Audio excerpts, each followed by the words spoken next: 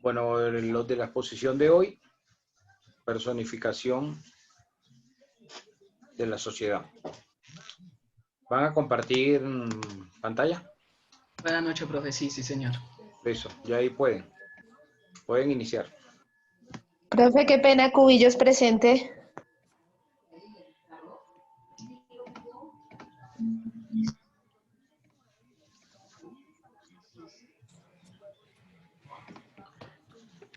Ya dije que los que escribieron por el chat les voy a quitar la falla.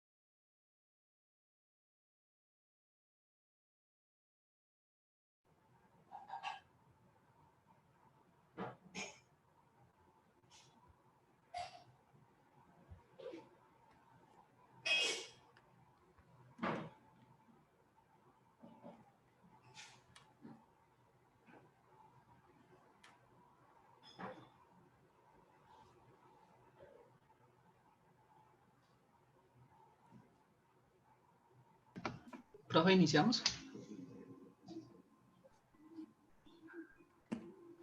Sí, arranquen, estamos esperándolos. Bueno, qué pena. Bueno, buenas noches, buenas tardes. Nosotros vamos a hablar acerca de la personificación de la sociedad. Nuestro grupo está integrado por Jessica Anacona, Iván Antolines, Melissa Arévalo, Jean-Pierre Argüello, María Paula Cárdenas, Carol Castillo, Jessica Ceballos, Ana María Gaitán, Karen Gamba, Alejandra González y Eduardo Muñoz. Como les decía, nuestro tema es personificación de la sociedad. Vamos a hablar qué es eso y vamos a hacer una pequeña comparación con persona jurídica y persona natural.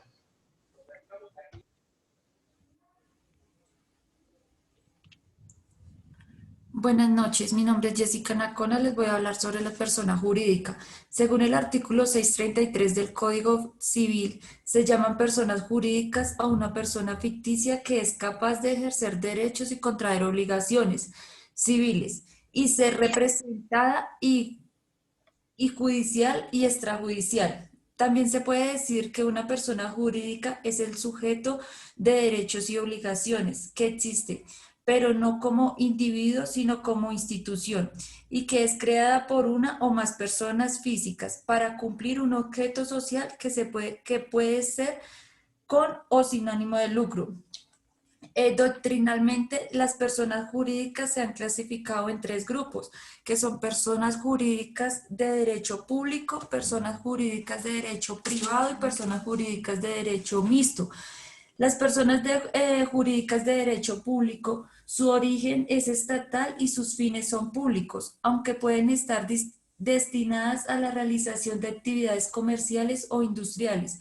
Su patrimonio es público total o parcialmente. El Estado, los departamentos y los municipios son personas de derecho público que se encuentran descentralizadas territorialmente. Existen así mismo aquellas personas jurídicas de derecho público descentralizadas por servicios o entidades autónomas especiales. Para tal fin, la prestación de servicios públicos y la realización en el más actual derecho de ciertas actividades de carácter comercial, estas se rigen de acuerdo a las subramas del derecho público, que está el derecho constitucional y el derecho administrativo. El derecho personas jurídicas del derecho privado, su origen es la iniciativa privada, su patrimonio es privado y pueden prestar servicios públicos. Dentro de este grupo encontramos las corporaciones y fundaciones que se rigen por las normas del Código Civil. En esta clasificación también están las sociedades comerciales que se regulan por las normas del Código de Comercio. Nacen de la autonomía privada Hay un voluntario de los asociados. Para formar una persona jurídica de derecho privado basta con tener la voluntad de 2 socios y el patrimonio social. Las personas jurídicas mixtas su capital es privado y estatal. Son administradas por órganos estatales y privados. Dentro de esta clase de personas jurídicas están las sociedades de economía mixta, definidas en el artículo 461 del Código de Comercio como aquellas que se han constituido con aportes estatales y de capital privado, y están sujetas a las reglas del derecho privado y a la jurisdicción ordinaria, salvo disposición legal en el contrario. Para que una sociedad comercial pueda ser calificada como de economía mixta, es necesario que el aporte estatal a través de la nación, de la entidad territorial, entre otras, no sea inferior al 50% del total del capital social efectivo, suscrito y pagado. Para determinar el nacimiento de las personas jurídicas es importante algunos principios. Uno de ellos es el negocio jurídico. Es necesario que exista un acuerdo de voluntades que dé origen a la persona jurídica. Otro principio es la autorización del Estado cuando sea necesario. ¿Existe alguna persona jurídica que necesita, además del negocio jurídico, la autorización gubernamental para que nazca a la vida jurídica? Otro de los principios es la organización en sí, que la persona jurídica cumpla con los elementos para realizar el objeto de la misma. Les voy a hablar también en cuanto al fin a las personas jurídicas. Son las causales de extinción de la personalidad, una de ellas, una de las características. Principalmente son causales de extinción de la personalidad de las personas jurídicas al acuerdo colectivo de disolución, el vencimiento de términos estipulado en los estatutos, la realización del objeto social y la imposibilidad de realizarlo, la muerte o retiro voluntario, el retiro voluntario, miembros y demás causales previstas por cada tipo de persona jurídica en el Código de Comercio y demás normas.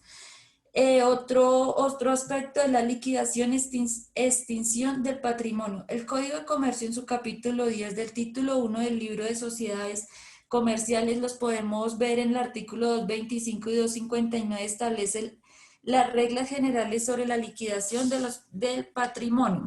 Y por último les voy a hablar del control de las personas jurídicas.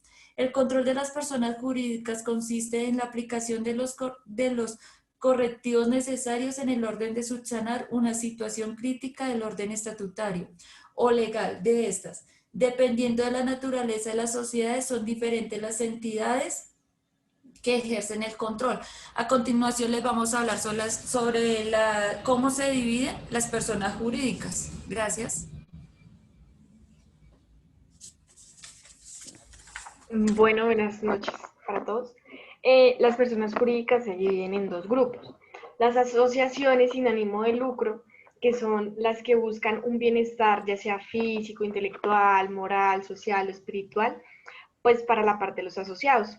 Siempre van a procurar como un mejoramiento cultural, la propagación de sus valores, de defender sus intereses profesionales, pues según lo que busquen y cómo se conforme. Las asociaciones sin ánimo de lucro están divididas en 4: corporaciones, fundaciones, sindicatos y cooperativas. Las primeras, la corporación es un ente colectivo formado por un número determinado de personas, las cuales buscan el bienestar de los asociados, ya sea físico, moral o intelectual. Un ejemplo de esto puede ser un club. Las fundaciones, que es el segundo, es un conjunto de bienes dotados de personería jurídica y destinado a un fin especial de beneficencia o de educación pública. Un ejemplo de esto puede ser un hospital o un colegio. De todas maneras, el artículo 5 del decreto 3130 de 1968 dice que la fundación es una institución creada para atender servicios de interés social conforme a la voluntad de los fundadores. Siguiente tenemos los sindicatos, que son asociaciones que tienen como finalidad la defensa moral y económica, pues, de sus afiliados. En el artículo 353 del Código Sustantivo del Trabajo establece el derecho a asociarse libremente para defender sus intereses. Y por último, pues las cooperativas. Estas tienen origen en Inglaterra en el siglo XIX y buscan especialmente ofrecer a los a los socios bienes y servicios a un precio pues mucho menor que como lo pueden encontrar pues en el mercado. En el artículo 4 del mencionado decreto 1598 de 1963 dispone que las cooperativas son asociaciones voluntarias de personas en las que se unen esfuerzos con el propósito de beneficiar a los miembros de la cooperativa. Y la otra división de las personas jurídicas son las asociaciones con ánimo de lucro. Estas son las que constituyen los particulares para la realización de actos permitidos por la ley y con finalidad eminentemente lucrativa. Estas asociaciones se pueden dividir en dos: colectivas y en comandita. Las colectivas son formadas por dos o más socios que responden solidariamente e ilimitadamente por operaciones sociales. La administración corresponde a todos. La palabra que acompaña a esta asociación es compañía, hermanos e hijos, entre otras. En comandita se forma por uno o más socios llamados gestores o colectivos. Son los que comprometen solidaria e ilimitadamente su responsabilidad por las operaciones sociales, y otros llamados comanditarios que limitan la responsabilidad a sus respectivos aportes. La expresión agregada para una asociación en comandita, en compañía o la abreviatura, La expresión agregada para una asociación en comandita es compañía o la abreviatura ICIA. Siguiente. Sigue mi compañero, muchas gracias por su atención prestada. Bueno, buenas noches, mi nombre es Iván Antolínez. Yo les voy a hablar sobre el nombre y la razón social. Es el nombre legal oficial que aparece en los documentos que permiten el establecimiento de personas jurídicas relacionadas. Con este nombre la empresa comercial es bien conocida, es su atributo legal y aparecerá en la escritura o documento que se registre al momento de su creación. Este documento puede identificar a las personas jurídicas y miembros de una empresa y brindar garantías sobre su legalidad. El nombre de la empresa se utiliza a nivel formal, administrativo y legal. Para comprender mejor este concepto, quiero hacer referencia al artículo 110 del Código de Comercio, donde nombran los requisitos para la constitución de una sociedad. Uno de los más importantes, el primero, es el nombre y domicilio de las personas que intervengan como otorgantes. Con el nombre de las personas naturales deberá indicarse su nacionalidad y documento de identificación legal. Con el nombre de las personas jurídicas, la ley, decreto o escritura que derive su existencia. La razón social, pues, es el nombre o denominación oficial de una empresa, es decir, la forma de nombrar a la persona jurídica y que permite identificarla.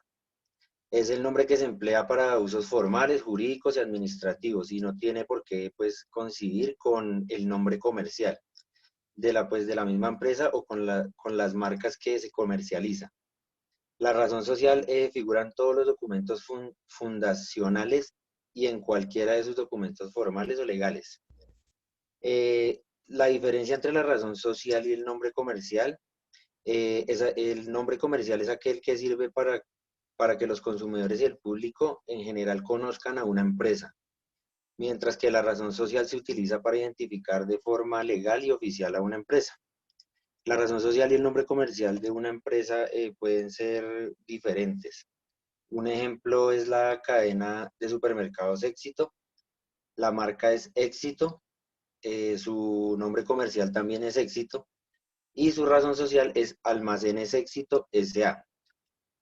También quiero citar un artículo, el artículo 190 de la decisión 486 del 2000 de la Comisión de la Comunidad Andina, donde dicen que se entenderá por nombre comercial cualquier signo que identifique a una actividad económica, a una empresa o a un establecimiento mercantil. Desde esta perspectiva, una compañía puede tener varios nombres comerciales, pero solamente una razón social. Y tampoco permite la coexistencia de nombres comerciales idénticos o similares, ya que pues desde la Cámara de Comercio, Iván, perdón. Señor. De pronto está confundiendo el concepto de nombre con marca. O sea, una sociedad, como tú lo dices, va a tener una sola razón social, eso es cierto. Y va a tener un nombre comercial si lo deciden los socios. pero el nombre comercial que van a tener es uno solo. Que con ese nombre comercial puedan registrar varias marcas, eso es otra cosa. Sí, señor. Y de pronto, digamos, como el ejemplo que colocas, el de la razón social de almacén es éxito. El nombre comercial es éxito. Todo el mundo conoce, escucha la palabra o ve el nombre éxito y ya lo asocia con el supermercado. Ese es el nombre comercial, el que es de fácil recordación, el de que es fácil que la gente lo recuerde. A diferencia de la razón, que la razón pues es mucho más, puede ser mucho más larga y de pronto la gente no la recuerde tanto, ¿ok? Continúa. Bueno, entonces hablaba de que también desde la Cámara de Comercio, en el momento del registro, se hace un control de homonimia, pues para que no existan nombres comerciales idénticos o similares. Sigue mi compañera con los tipos de razón social. Gracias. Bueno, los tipos de razones sociales, entonces nos encontramos a la sociedad limitada, o como su abreviación, LTDA. Este tipo de empresa debe ser constituida por mínimo 2 socios y máximo 5. Pues se establece mediante escritura pública. En caso de superar la cantidad de socios o de no incluir la palabra LTDA o limitada, en los estatutos será desintegrada la sociedad. La sociedad anónima o SA, bueno, lo siento.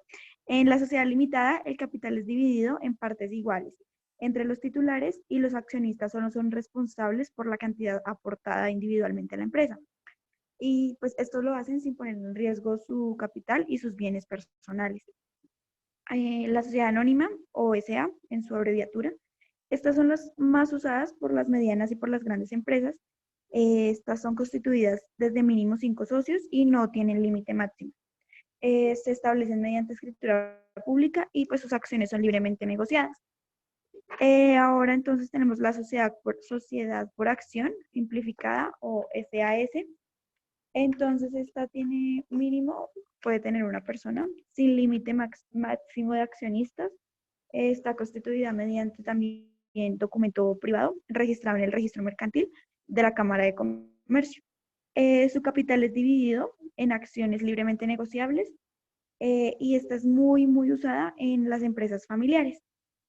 También estaba la sociedad en comandita simple o en su abreviatura SNC. Es mínimo 1 y máximo 25 socios comanditarios o capitalistas y uno o más socios gestores. Entonces, los socios gestores son los encargados de las operaciones de administración y de realizar el seguimiento de los negocios. Siguen las clases de razones sociales. Buenas noches, mi nombre es María Paula y les voy a hablar sobre las clases de razón social. Encontramos que hay sociedad civil. La sociedad civil es aquella que se constituye sin objeto mercantil. Es un contrato por el cual 2 o más personas se obligan a poner en común dinero, bienes o industria con ánimo de repetir entre sí las ganancias. También encontramos la sociedad mercantil. La sociedad mercantil busca realizar actos de comercio o una actividad sujeta al derecho mercantil. Por medio de un contrato se obliga a realizar aportes para construir la capital social. También encontramos la sociedad colectiva. En esta los socios se comprometen a responder en nombre de la empresa en cuanto a las deudas contraídas por la sociedad con su patrimonio en la proporción pactada en la primera instancia. También encontramos la sociedad con mandita simple. En esta sociedad mercantil está formada por socios colectivos, los cuales aportan trabajo a la sociedad y pueden aportar o no capital, y también por socios comanditarios que tan solo aportan un capital. Encontramos la sociedad en comandita por acciones. Esta es una sociedad capitalista cuyo capital social está dividido en acciones. Se formará por aportaciones de los socios, uno de los cuales al menos se encargará de la administración de la sociedad y responderá personalmente de las deudas sociales como socio colectivo, mientras que los socios comanditarios no tendrán esa responsabilidad. También encontramos la sociedad anónima. Es una sociedad mercantil con personalidad jurídica, en la cual la capital está dividida según los aportes de cada socio. También encontramos la sociedad de responsabilidad limitada. Esta es una sociedad de capital con carácter mercantil. El capital social está integrado por las aportaciones de todos los socios y se encuentra dividido en participaciones iguales, acumulables e indivisibles. Los socios no responden personalmente de las deudas sociales. Las responsabilidades se limitan en el capital aportado. También está la sociedad extranjera. Son extranjeras las sociedades constituidas conforme a la ley de otro país y con domicilio principal en el exterior. Encontramos también la sociedad comunitaria. Coexisten socios que participan en la gestión de la sociedad y responden ilimitadamente con su patrimonio, y socios en los que no participan en la gestión y responden limitadamente al capital aportado. Las sociedades se pueden clasificar también según su tipo de capital. Encontramos que hay un capital social, el cual no puede ser modificado sino por una modificación de los estatutos. Hay un capital variable, puede disminuir y aumentar conforme el avance de la sociedad sin procedimientos complejos. El capital contable, que es el derecho de los propietarios sobre los activos netos que surgen por las aportaciones de los dueños, por transacciones y otros eventos o circunstancias que afectan la entidad, el cual se ejerce mediante reembolso o distribución. También encontramos una subdivisión que, según su constitución, encontramos sociedades de capital, sociedades de personas y sociedades mixtas. En las sociedades mercantiles existen 3 tipos de órganos, los cuales son el órgano gubernamental, el cual tiene como función determinar las decisiones fundamentales en cuanto a la dirección de la sociedad. También está el órgano administrativo, el cual realiza las labores técnicas y económicas, las cuales sirven para el normal funcionamiento de la empresa. Por regla general queda a manos de una gerencia. También encontramos el órgano de vigilancia, el cual tiene como fin velar por los derechos de los socios para que estos sean respetados perdón, por los órganos gubernamentales y administrativos. La razón social es la denominación por la cual se conoce colectivamente a una empresa. Se trata de un nombre oficial que aparece en la documentación que permitió construir a la persona jurídica en cuestión, y esta se utiliza a nivel formal, jurídico y administrativo. Es un atributo que permite distinguir a las empresas. Y ya seguiría el tema de domicilio.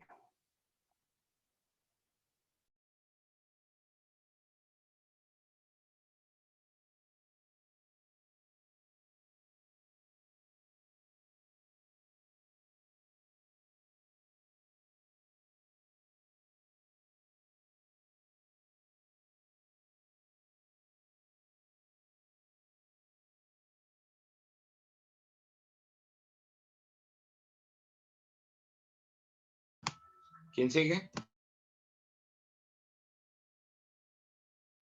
Qué pena, profe, no me activa el micrófono. Bueno, el domicilio, en el artículo 76 del Código Civil encontramos que el domicilio consiste en la residencia acompañada real o presuntivamente del anónimo permanecer en él. Entonces, en la persona jurídica, el domicilio es donde se encuentra esta sociedad, donde se encuentra registrada, en qué parte. Tiene mucha similitud con la persona natural, que es efectivamente el lugar de residencia, tanto en la persona natural como en la persona jurídica, el lugar de donde se encuentra dicha sociedad.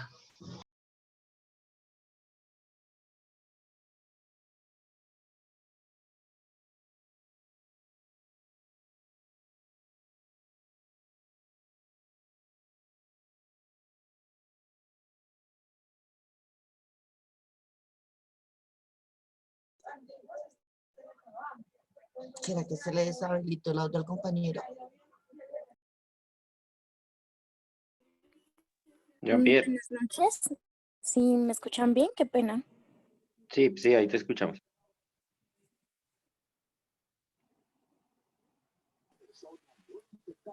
Sí, a ti sí, al compañero que estaba exponiendo no se le escucha. Mm, Sí, creo que tiene problemas de audio.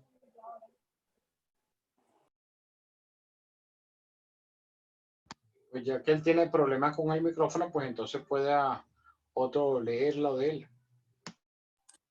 sí, es que sigo yo, entonces lo voy a leer sin que se proyecte en la pantalla. Bueno, entonces yo voy a hablar acerca de la capacidad. Según el artículo 99 del Código Civil, podemos ver que la capacidad de la sociedad se circunscribirá al desarrollo de la empresa o actividad prevista en su objeto. Se entenderán incluidos en el objeto social los actos directamente relacionados con el mismo y los que tengan como finalidad ejercer los derechos o cumplir las obligaciones, legal o convencionalmente derivados de la existencia y actividad de la sociedad. Encontramos vamos a hablar de la diferencia de la capacidad jurídica y natural. Entonces, encontramos que en la capacidad jurídica, el desarrollo de la empresa o actividad prevista en su objeto es una de las diferencias, y en la capacidad de la persona física para convertirse en sujetos activos y pasivos de las relaciones jurídicas. También vemos que quienes tienen capacidad para obligarse y celebrar contratos, tienen capacidad para celebrar el contrato de sociedad, ya sea esta civil o comercial. Como se sabe, la capacidad legal se adquiere con la mayoría de edad. A partir de entonces, pueden las personas naturales constituir sociedades. Existen situaciones especiales que se presentan. Se trata de los menores de edad, cuando el contrato social prevé su incorporación a la muerte de un socio, de la mujer casada y cuando se trata del menor adulto. Las personas jurídicas tienen asimismo capacidad para celebrar el contrato de sociedad, no existiendo ninguna regla específica limitativa de ese derecho. Cualquier persona jurídica puede entonces formar parte de una sociedad civil o comercial en cuanto ello sea compatible con su objeto social. Ahí termina mi tema.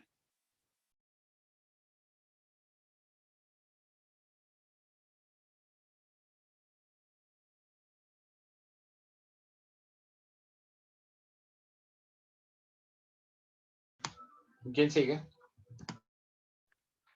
Buenas noches, yo les voy a hablar sobre el patrimonio. El patrimonio social es el conjunto de todos los bienes, derechos u obligaciones de una empresa física, jurídica, como por ejemplo, una empresa es el conjunto de activos y pasivos.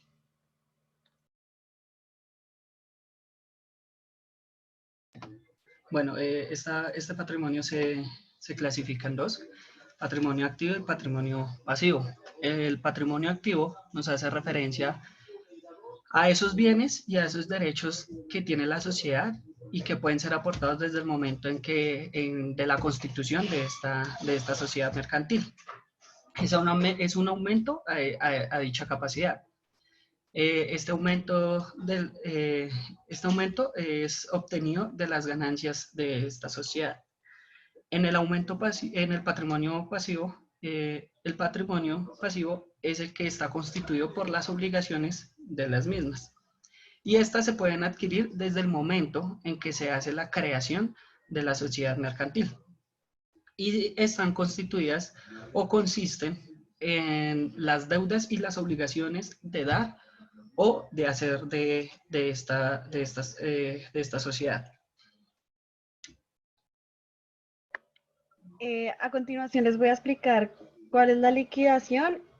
¿Qué es la liquidación? La liquidación es la oferta minorista que una tienda realiza por mudanza, reforma, cierre u otras razones, ofreciendo sus productos a precio reducido para atraer a los compradores. En el artículo 228 del Código de Comercio dice liquidación del patrimonio social, mecanismos, nombramiento del liquidador. Esto quiere decir que la liquidación del patrimonio social se hará por un liquidador especial nombrado conforme a los estatutos o la ley. Podrán nombrarse varios liquidadores y por cada uno deberán nombrarse un suplente. Estos nombramientos se registran en el registro mercantil del domicilio social y de las sucursales y solo a partir de la fecha de la inscripción tendrán los nombrados las facultades y obligaciones de los liquidadores. Bueno, haciendo referencia también al tema de la liquidación, en el artículo 229 nos habla de que la liquidación directa efectuada por los socios. Artículo 229 del Código Civil. Esta hace alusión a que las sociedades por cuota o por parte de interés podrán hacer la liquidación directamente por los asociados que se encuentran dentro de ella, si estos lo acuerdan unánimemente.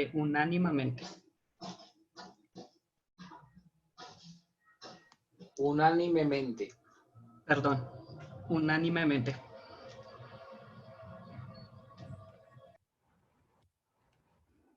Bueno, continuando con la personificación de la sociedad, voy a hablar sobre la nacionalidad. Y dice, la nacionalidad es igual a las personas naturales y la implicación fundamental de esto es la consecuencia de la aplicación de la ley en el espacio. Es decir, que con base a su nacionalidad lo regirán para su desarrollo las normas establecidas para tal sistema jurídico. La nacionalidad también es una unión jurídica de un individuo con el Estado, lo que supone ciertos derechos, pero también ciertas obligaciones. Algunos tratadistas dicen también que se define como la pertenencia de un individuo a un ordenamiento jurídico. También lo definen como un vínculo legal con el país donde se encuentra registrado y donde quedó identificado a nivel nacional o a nivel mundial. Esto es grosso modo lo que es la nacionalidad. Muchas gracias. El marco jurídico lo tenemos en la Constitución, artículo 96 y el artículo 22 de la Ley 43 del 93. Muchas gracias.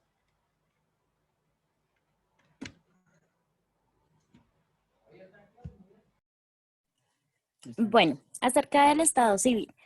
El Estado civil es un atributo exclusivo para las personas naturales debido a que consiste en la situación particular de la persona respecto de su familia, sociedad y Estado. Las personas jurídicas no cuentan con este atributo. También podemos ver que el Estado civil nos presenta que es el único atributo que no tienen las personas jurídicas. Dice relaciona la situación que ocupa una persona dentro de la sociedad en relación con otra, respecto de las cuales tienen ciertos derechos y obligaciones. El Estado civil está relacionado directamente con la filiación y el matrimonio.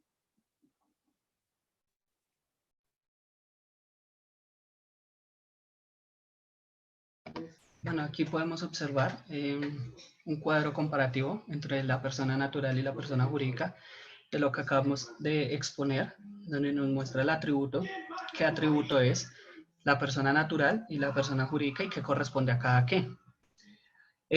Además de eso, vamos a apoyar nuestra exposición con un video donde explica mucho mejor y más específicamente lo que nosotros acabamos de exponer.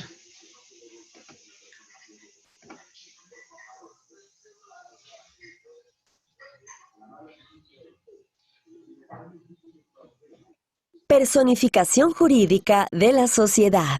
Qué pena, ¿sí hay sonido? ¿Sí hay audio? Sí, Jean-Pierre. Gracias. La ley concibe a la sociedad como un contrato en virtud del cual dos o más personas realizan un aporte para desarrollar una actividad y repartirse las utilidades que se generen. Sin embargo, modernamente, la concepción de la naturaleza jurídica de la sociedad ha superado la figura clásica del contrato y hoy se concibe más como el expediente técnico para darle forma y organización a la empresa. La sociedad como persona nace a la vida jurídica con el otorgamiento de la escritura pública de constitución o con la inscripción en el registro mercantil del escrito privado de constitución cuando la ley lo permite y se extingue con la inscripción en el mismo registro del acta final de liquidación.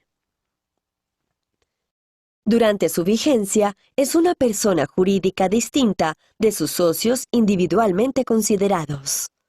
Esta persona jurídica goza de la plenitud de los atributos de la personalidad, tales como nombre, domicilio, capacidad, nacionalidad y patrimonio, pero de ella no se predica el atributo del estado civil.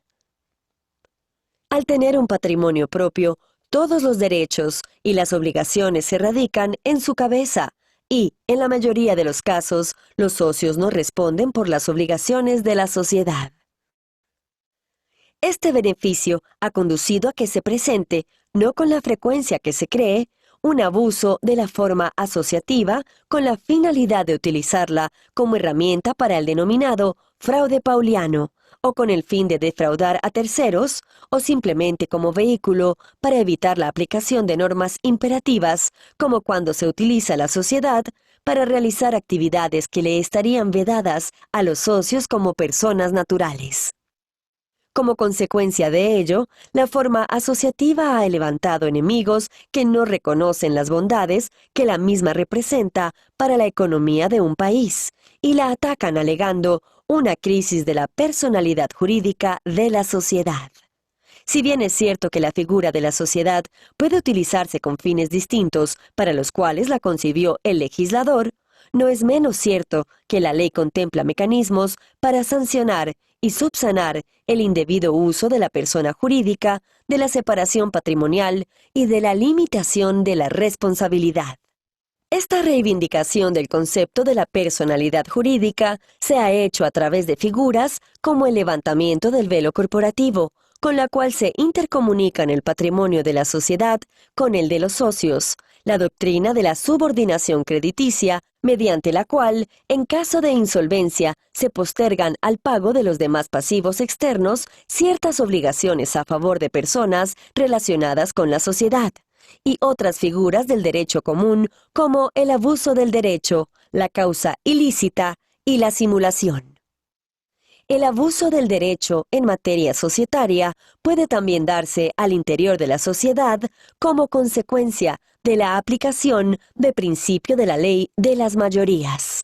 Este abuso se presenta bajo tres modalidades: abuso de la mayoría, como por ejemplo cuando se decretan reservas injustificadas que vulneran el derecho de los socios minoritarios a percibir la utilidad; abuso de la minoría, como por ejemplo cuando existen mayorías calificadas que no pueden alcanzarse y evitan la adopción de decisiones favorables para la sociedad; y, finalmente, el abuso de la paridad, que igualmente impide la toma de decisiones y que puede conllevar a la disolución de la sociedad. Para contrarrestar estos abusos, la ley ha dejado claro que el interés social se ubica por encima del interés de los asociados y que toda decisión que se tome o deje de tomarse que afecte el principio del querer social puede llegar a considerarse como abuso del derecho.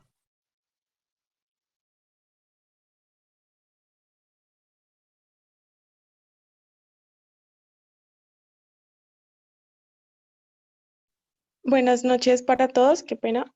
Bueno, para continuar con finalizar, el último atributo de la sociedad es el domicilio. Para las personas naturales, según el Código Civil, el domicilio consiste en la residencia acompañada, real o presuntamente, con el ánimo de permanecer en ella una o más personas, según el artículo 76 del Código Civil. El artículo 77 menciona el domicilio civil, que es relativo a una parte determinada de un lugar de la Unión o de un territorio que indica permanencia la mayor parte del tiempo en él. El artículo 78 nos menciona el lugar del domicilio civil, que es el lugar donde el individuo está de asiento o donde ejerce habitualmente su profesión u oficio, determinando su domicilio civil o una vecindad. Finalmente, el artículo 80 menciona que la presunción de ánimo de permanencia hace referencia a una presunción del ánimo de permanecer o avecinarse en un lugar por el hecho de abrir una tienda, una fábrica, taller, una escuela, otro establecimiento que sea durable para administrarlo en persona o por medio de otras personas, por el hecho de aceptar en dicho lugar un empleo fijo de lo que regularmente se confiere por un largo tiempo. Básicamente eso con referencia al domicilio en la persona natural. Ahora bien, en la persona jurídica, según el artículo 86, domicilio de establecimientos o corporaciones y asociaciones. El domicilio de estos establecimientos, corporaciones y asociaciones es reconocido por la ley y es el lugar donde está situada su administración o dirección, salvo lo que dispusieron sus estatutos y leyes especiales. En un sentido jurídico, el domicilio es el atributo que consiste en el lugar donde la persona jurídica, o la sociedad en este caso, reside en el ánimo presunto de permanecer en ella.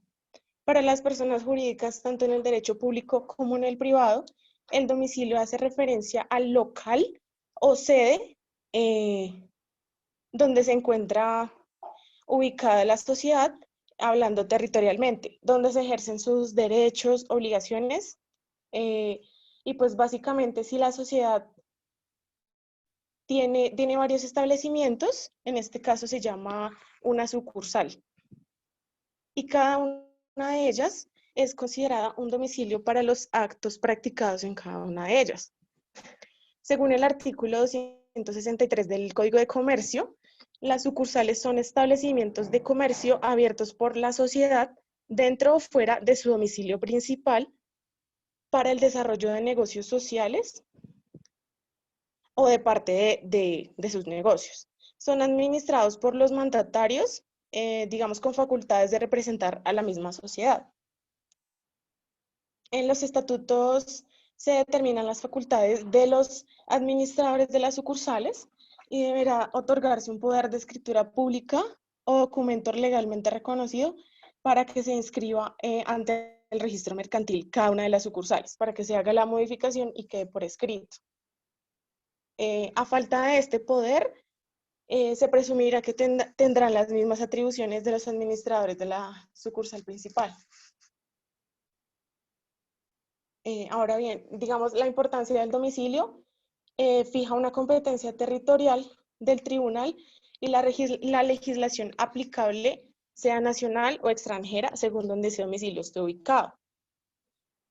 Haciendo referencia a eso, digamos, podemos mencionar que también pueden existir algo llamado sociedades extranjeras, que según el artículo 469 del Código de Comercio, es una sociedad constituida conforme a la ley dentro del país. Perdón, Señor. ahí es sucursal de sociedad extranjera.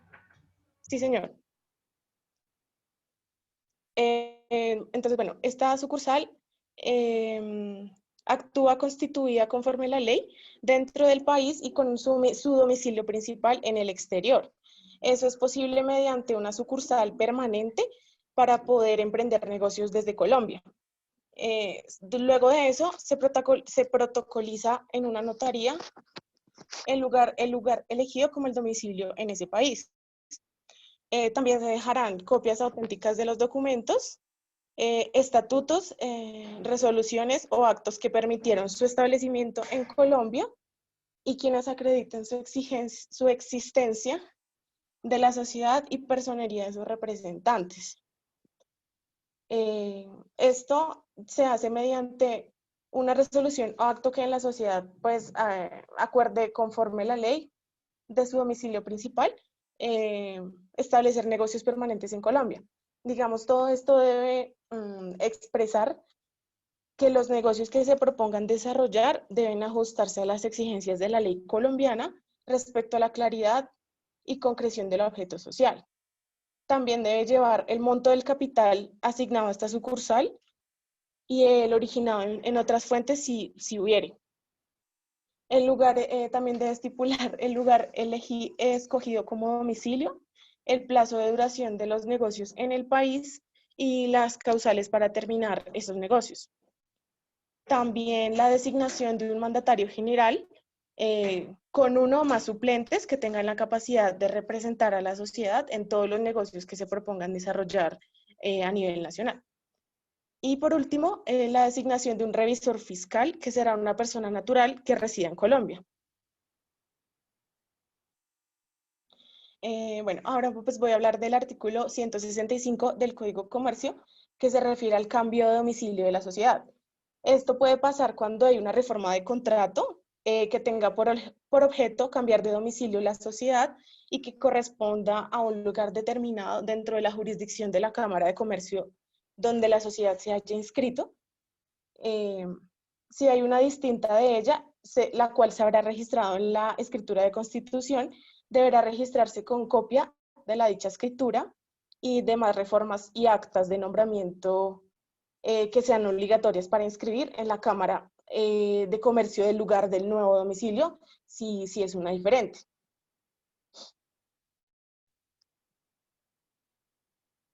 Por último, cabe resaltar que se proporciona que con el domicilio hay una limitación que se proporciona en protección para los accionistas, ya que se generan patrimonios independientes, como se mencionó anteriormente. Con base en ello se logra diferenciar a la persona jurídica de los socios que son individualmente considerados de la misma. Este principio se basa en la creación de entes jurídicos distintos a los accionistas, los cuales tienen la capacidad de ejercer derechos y contraer obligaciones. Bueno, cuando se desconoce esa limitación de responsabilidad, se desestima la personalidad jurídica de la sociedad, lo cual no puede pasar porque la ley lo protege. Es considerado por la doctrina y la jurisprudencia como una medida indispensable para evitar que las empresas realicen actos fraudulentos o defraudatorios que afecten los intereses de terceros. Bueno, el domicilio, y pues, ya ahora sí por último, la importancia del domicilio es que fija una competencia territorial del tribunal y la legislación aplicable, como ya lo dije, sea nacional o extranjera, ya que tiene una importancia a la hora de hacer notificaciones oficiales a la sociedad o a su representante, ya que eso va dirigido a su domicilio, por medio pues, de la dirección. El domicilio también es importante en los conflictos de leyes, como en los conflictos jurisdiccionales. Para el derecho internacional privado es importante porque es un factor determinante hacia la ley personal que hoy desplaza la nacionalidad como un fundamento de la ley. Ha inspirado los acuerdos tomados de numerosos congresos y conferencias internacionales y es elegido libremente, pues este domicilio es elegido libremente por el sujeto o en este caso por la sociedad y todos sus miembros y es el resultado de determinación y voluntad. Eso es todo. Muchas gracias por la atención.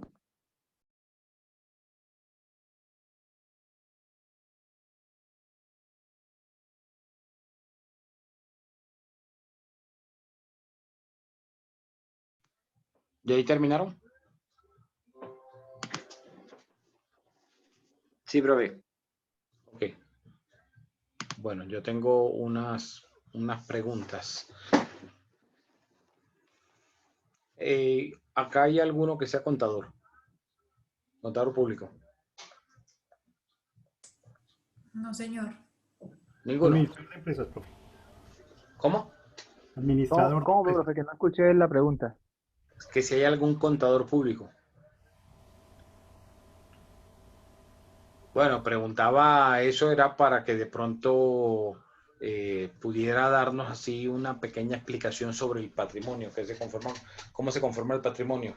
El administrador de pronto podría... Sí, se lo puedo decir. Sí, porfa. Claro que sí. El patrimonio de una sociedad está conformado o compuesto por el capital social suscrito y pagado, en el caso de las sociedades anónimas, o de las cotas o aportes en caso de las limitadas. Y más las utilidades o menos las pérdidas, más la reserva legal que hay que constituir, y otras reservas que la ley exige. Así está conformado el patrimonio de una empresa.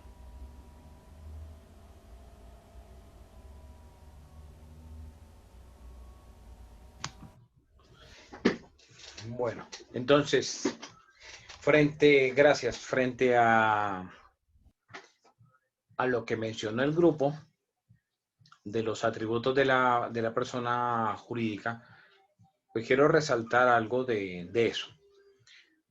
Voy a poner un ejemplo o varios ejemplos para que de pronto quede claro diferenciar la razón social del nombre comercial y de la sigla. Si yo les menciono a ustedes Avianca, ustedes piensan que Avianca, la palabra esa, es la razón social, el nombre comercial o la sigla. ¿Qué creen? La sigla, Nombre comercial.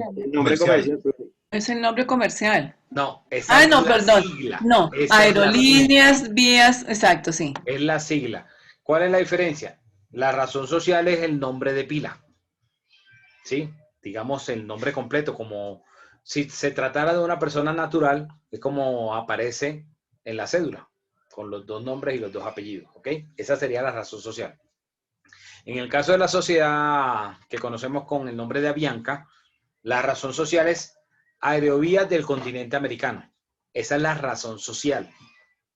La razón social se modificó como en el 2008, cuando la compró el señor Efromovis. Antes, la razón social era Aerovías Nacionales de Colombia. Y antes era SCATA, que también era la sigla, y la razón social era Sociedad Colombo-Alemana de Transporte Aéreo. Me imagino que ustedes han visto o habrán leído que Avianca es la segunda aerolínea comercial más antigua del mundo, que tiene 100 años. Fue registrada en la Cámara de Comercio de Barranquilla en octubre de 1919. Entonces, bueno, debería tener 102 años, realmente. Solo es superada por la holandesa, por KLM, que fue registrada en el mismo año, 1919, como en el mes de mayo o agosto. No fue mucho la diferencia de los meses. Entonces, la razón social en el caso de Avianca es Aerovías del Continente Americano. Pero si yo les digo Aerovías del Continente Americano, ustedes no saben a quién me refiero. Pero si yo les digo Avianca, ya todos asocian la palabra Avianca con la aerolínea insigne de Colombia, ¿cierto? Para eso es la sigla y el nombre comercial. ¿Cuál va a ser la diferencia entre la razón social, el nombre comercial y la sigla? La razón social puede tener la extensión que ustedes quieran. No hay límites. Todas las palabras que ustedes quieran. El nombre comercial puede ser una frase o puede estar compuesto por dos palabras o por una palabra. Y la sigla, la regla es que la sigla debe ser una sola palabra y es la abreviatura de la razón social. De ahí que cuando ustedes miran, entonces Avianca es la abreviatura de Aerovías del Continente Americano. Esas son las reglas para establecer esto en cuanto al nombre como atributo de la persona jurídica. Ahora, la sociedad, si desea tener razón social, nombre comercial y sigla, debe quedar expresamente establecido de esta forma en los estatutos. No es que en los estatutos solo van a decir, la razón social será tal, y entonces después cuando vayan a ya estar funcionando, Entonces van a quererse identificar con un nombre diferente o un nombre comercial diferente a la razón social. Debe establecerse en el documento de constitución. Pero eso no significa que si al momento de crearse no lo habían pensado, después en el desarrollo de la sociedad pueden perfectamente modificar los estatutos y establecerlo. Es importante que así como habló el grupo, como hablaron los compañeros en cuanto a la consulta de homonimia, normalmente asociamos que la consulta de homonimia, recuerdan que hicimos el ejercicio aquí en clase, la homonimia no solamente se va a hacer para la razón social, debe consultarse la homonimia también para el nombre comercial y lo mismo para la sigla. O sea, no se puede registrar un nombre comercial o una sigla que ya esté usando otra sociedad y que ya esté registrada. ¿Ok? Eso es importante tenerlo claro. Entonces, la sociedad puede solamente colocar razón social y listo. O puede colocar razón social, nombre comercial y sigla. Perfectamente. O puede decir, vamos a tener esta razón social y vamos a tener este nombre comercial. O puede decir, vamos a tener esta razón social y vamos a tener esta sigla. Lo que no podría hacer es decir, vamos a tener este nombre comercial y vamos a tener esta sigla, pero no vamos a registrar ninguna razón social. Eso no se puede. Deben tener una razón social. Es como si dijéramos, ustedes saben que, bueno, en algunos sitios del país, en algunos más que en otros, se trata muchas veces de llamar a la gente por apodos. Y entonces se hace, digamos, como que una asimilación del apodo. Ah, entonces debe ser que se llama tal nombre. Entonces, si yo les digo, por ejemplo, si nosotros escuchamos que a alguien le dicen Pepe, ¿cómo creerían que sería su nombre? ¿Pedro? José. José, ¿verdad? Normalmente a los José les dicen Pepe. Cerquita. Entonces, una cosa es que cuando vayan a registrar a José, entonces, no, vamos a llamarlo Pepe porque todo el mundo le va a llamar Pepe. No, hay que registrar el nombre como José. Independientemente si después todo el mundo lo va a identificar como Pepe. ¿Ok? Lo mismo sucede con la persona jurídica. No podemos decir, vamos a registrar el nombre comercial únicamente, o sea, como queremos que nos reconozcan, como nos llamen, o solo la sigla, no. Hay que registrar la razón social y entonces, además, se puede hacer el otro registro. Dime, Oscar. Profe, para añadir un caso que nos pasó cuando hicimos una reforma de estatutos de una fundación. La fundación se llama Fundación Hogares Desplazados Fundadores, que es la sigla. Pero se nos olvidó para hacer la reforma colocar la S fundado de. Quedó fundado de. Y así se registró. Entonces, cuando nos dimos cuenta del error, tocó volver a hacer una acta corrigiendo esa S, porque así como nos registra, así queda en el certificado de existencia de representación. Porque es muy importante lo que usted está diciendo. La razón social y que quede bien la sigla, porque lo que hace es transcribir, y si no hay homonimia, transcribirlo en el registro de existencia de representación de la Cámara correspondiente al lugar de... Sí, pero entonces, bueno, Sandra iba también a preguntar algo. Sí, cortico. Sé que se paga por la razón social, el registro mercantil, por el nombre comercial, por la sigla también, por aparte. No. Cuando se hace el pago, eso nos lo va a explicar el grupo de la siguiente exposición sobre aunque ya vimos las tarifas, ustedes recordarán que yo les mencioné los conceptos que cobra la Cámara, que cobran el registro mercantil, pero no se cobra por el nombre, o sea, no se cobra por cada situación. En el documento de constitución van a colocar una cantidad de cosas, los socios. Van a colocar la razón social, van a colocar el domicilio, el capital, toda la información sobre la sociedad. Eso nos lo va a decir el próximo grupo de exposición, que nos va a hablar del artículo 110 del Código de Comercio, donde nos dice los 14 numerales que tiene ese artículo y es lo mínimo que debe llevar ese documento de constitución. Ahora, otra cosa es que si de pronto, como el ejemplo que decía Oscar, tuvieron una equivocación, tuvieron un lapsus o dejaron algo por fuera y lo van a modificar después, le van a cobrar después, es por la modificación, pero no porque fue tal cosa o porque sea esta otra, solo por el acto como tal. Entonces, si en el documento de constitución hicieron la designación de su razón social, que es uno de los requisitos del artículo 110, colocaron ahí el nombre comercial y colocaron la sigla, todo eso va dentro del mismo documento. Entonces, el pago es uno solo. ¿Ok? Entiendo. No, debe ser que estoy confundiendo con la persona natural cuando se constituye. No, es que la persona natural cuando hace el registro también es igual, es un solo registro, un solo pago por la información que está diligenciando en el formulario. Que después vaya a modificarla y le toque pagar por la modificación, eso es otra cosa. Pero le cobran es por la modificación, no por cada situación que vaya a plantear.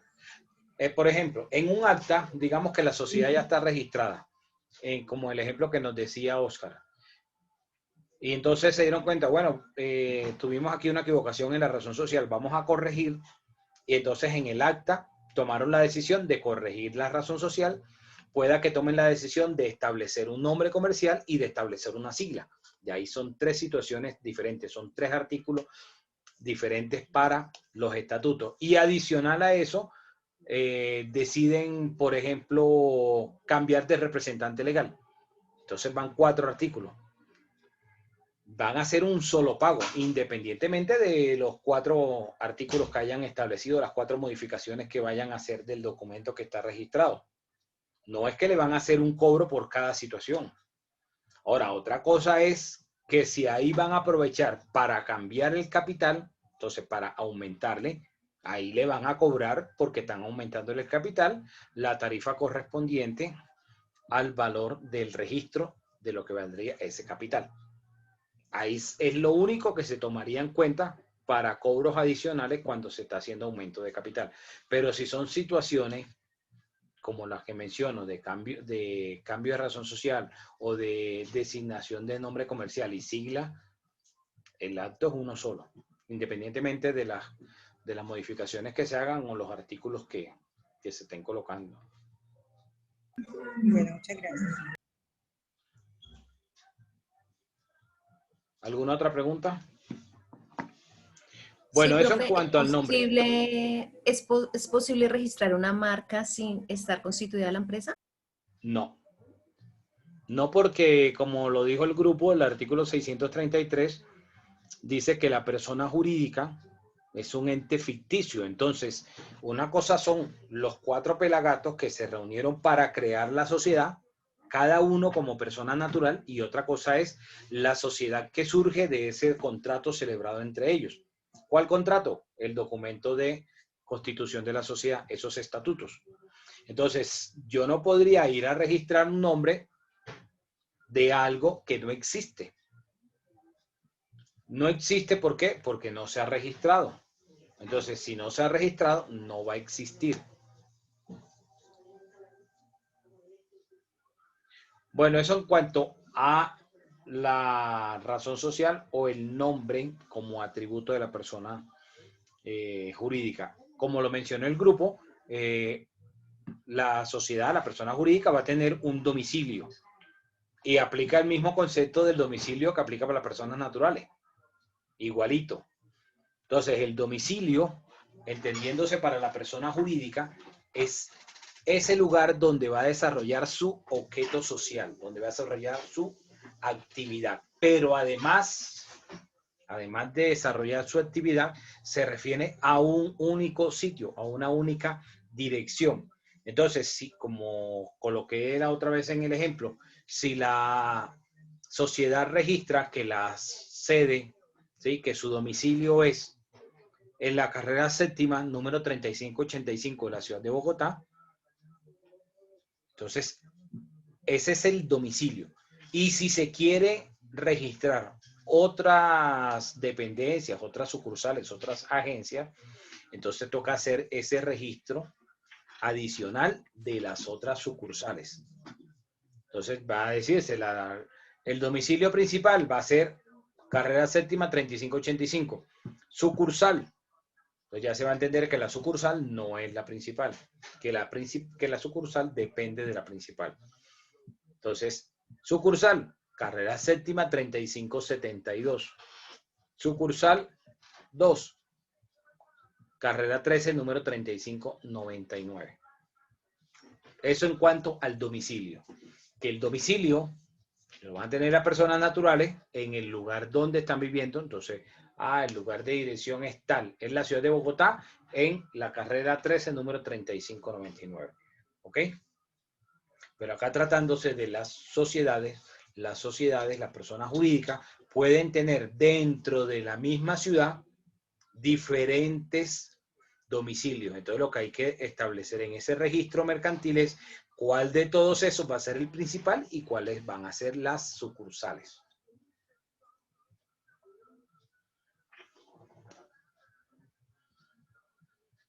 ¿Alguna duda?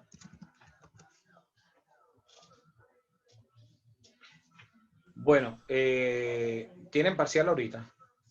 De la otra materia. Sí, señor. Profe, qué pena. ¿Con quién? Profe, qué pena. Con el profesor Alexander. Si quieren, termino ya la clase para que tengan unos minutos más para estudiar. Profe.